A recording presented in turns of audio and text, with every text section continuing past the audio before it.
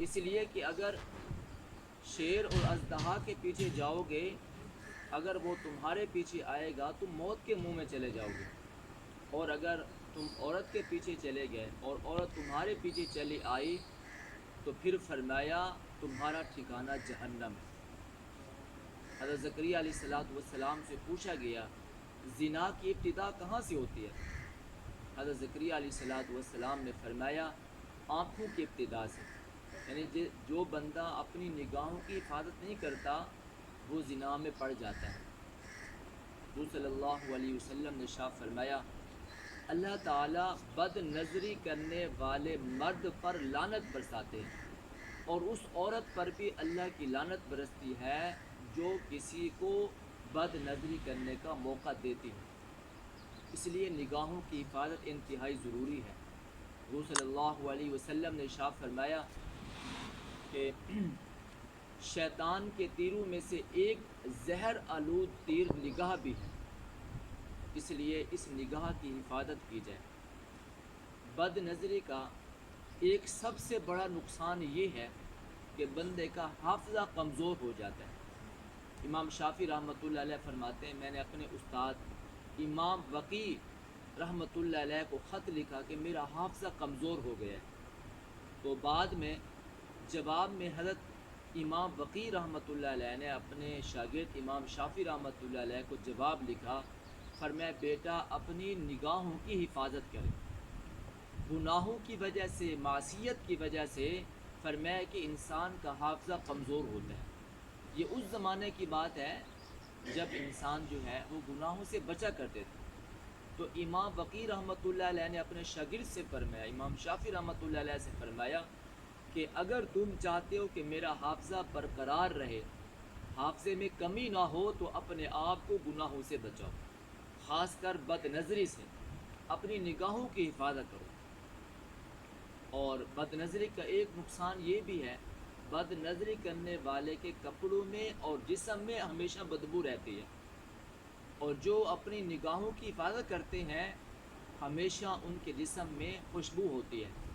سرکار دو عالم صلی اللہ علیہ وسلم کی زندگی کو آپ پڑھیں اور آپ کی سیرت مبارکہ کو پڑھیں، صحابہ کرام فرماتے ہیں آپ صلی اللہ علیہ وسلم کے جسم مبارک سے خوشبو بہکا کرتی تھی۔ آپ جس راستے سے گزر جاتے ہمیں معلوم ہو جاتا آپ صلی اللہ علیہ وسلم کا گزر اس راستے سے ہوا ہے۔ حضرت ام سلیم رضی اللہ تعالیٰ عنہ فرماتی ہیں ایک مرتبہ سرکار دو عالم صلی اللہ علیہ وسلم میرے گھر میں تشریف لائے، آپ آرام کر رہے تھے اور گرمیوں کا موسم تھا، آپ صلی اللہ علیہ وسلم کو پسینہ مبارک آیا ہوا تھا، تو میں نے آپ صلی اللہ علیہ وسلم کے قدمین شریفین سے پسینے کو اتار کر ایک ڈبی میں جمع کر دیا۔ آپ صلی اللہ علیہ وسلم بیدار ہوئے، پوچھا ام سلیم کیا کر رہی ہو؟ فرمایا یا رسول اللہ آپ کے پسینے کو جمع کر رہی ہو۔ فرمایا کیا کرو گی؟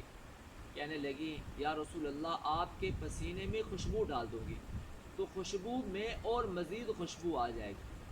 معلوم ہوا جو بندہ اپنے آپ کو گناہوں سے بچاتا ہے، اپنی نظر کی حفاظت کرتا ہے، اللہ اسے خوشبو عطا فرماتے ہیں۔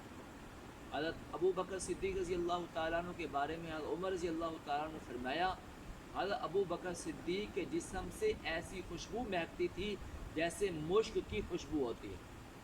معلوم ہوا گناہوں سے بچنے پر اللہ جسم میں خوشبو پیدا کر دیتے ہیں۔ برخلاف اس کے جو بد نظری کرتے ہیں ان کے جسم میں تعفن پیدا ہوتا ہے، بدبو پیدا ہوتی ہے۔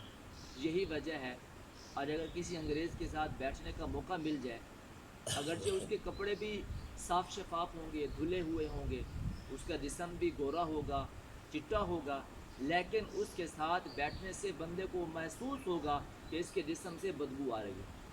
وجہ یہ ہے کہ وہاں پر بد نظری ہے، نظر کی حفاظت نہیں ہے۔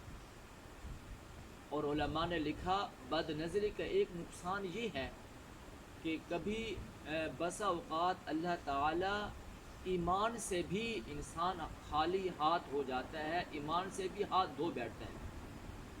اور اس پر ایک واقعہ لکھا ہے، پر میں مصر کا مسجد کا ایک مؤذن اذان دینے کے لیے مسجد کی چھت پہ چڑھا تو اس کی نظر ایک عورت پر پڑی۔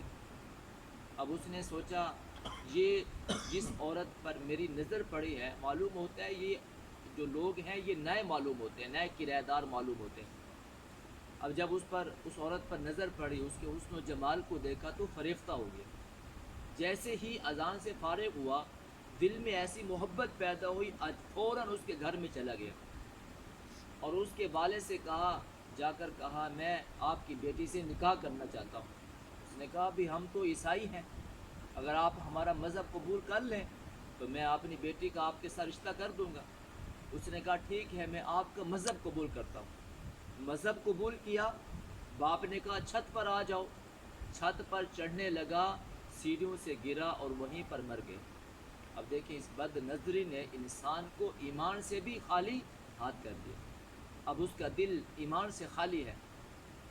ایک بزرگ کہتے ہیں، اس کا نام تھا عبداللہ انجلہ، وہ کہتے ہیں میں ایک مرتبہ راستے پہ کھڑا ہوا، ایک حسن و جمال کو دیکھ رہا تھا، خوبصورتی کو دیکھ رہا تھا، وہاں سے حضرت عبداللہ بجلی رحمۃ اللہ علیہ گزرے، مجھ سے کہا تم کیا دیکھ رہے ہو؟ میں نے کہا میں حسن و جمال کو دیکھ رہا ہوں۔ کیا اللہ تعالیٰ ایسے حسن و جمال والے کو بھی قبر کے اندر یعنی جہنم کی آگ میں ڈالیں گے؟ اسے بھی سزا ہوگی۔ عبداللہ بجلی رحمۃ اللہ علیہ فرماتے ہیں میں نے اسے کہا تم اس کی سزا ضرور پاؤ گے۔ تو حضرت عبداللہ بجلہ انجلہ رحمۃ اللہ علیہ کہتے ہیں میں نے اس کی سزا یہ پائی، 40 سال کے بعد مجھے محسوس ہوا جو قرآن کریم میں نے یاد کیا تھا وہ سارا کا سارا میں بھول گیا۔ اس کی سزا اللہ تعالیٰ کی طرف سے ملتی ہے۔ اس لیے اللہ تعالیٰ نے قرآن کریم میں ارشاد فرما دیا قل للمؤمنین یغضوا من ابصارہم، کہ ایمان والوں کو کہہ دیں وہ اپنی نگاہوں کو پست رکھیں، اپنی نگاہوں کو حفاظت کریں۔